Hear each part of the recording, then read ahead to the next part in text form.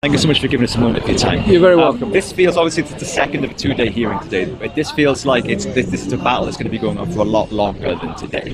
What is your feeling what is going to entail for the next chapter of this struggle?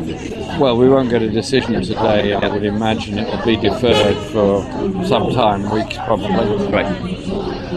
What we've shown is that the whole idea of extraditing a journalist when it's illegal to extradite for political reasons from Britain is very, very dangerous to democracy here and indeed democracy anywhere around the world. And what's also interesting is the past 2 days is that at last a whole lot of British media have started to show up here, right.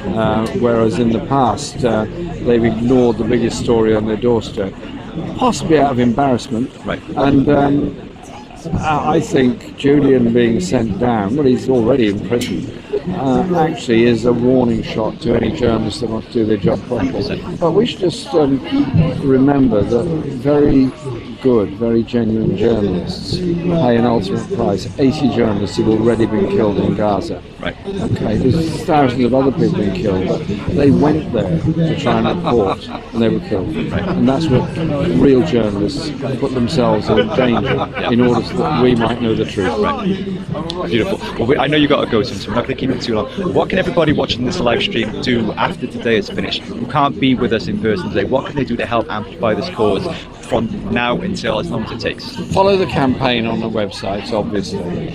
Get hold of your MP and say, listen, it might be a case before the court, but ultimately it's the Home Secretary who will make a decision. Ultimately it's a political decision whether Julian goes to the USA or not.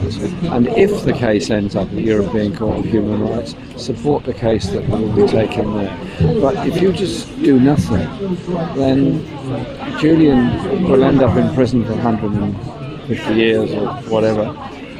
Basically a life sentence, and every other journalist that ought to be investigating the truth will be weakened as a result of that. It will become an unstated form of censorship. There we go. You heard it from Jeremy Corbyn direct. Please, guys, support the live stream, support the campaign, support the socials, and we'll see you in just a bit. Jeremy, thank you so much for your time. You're very welcome. Thank you.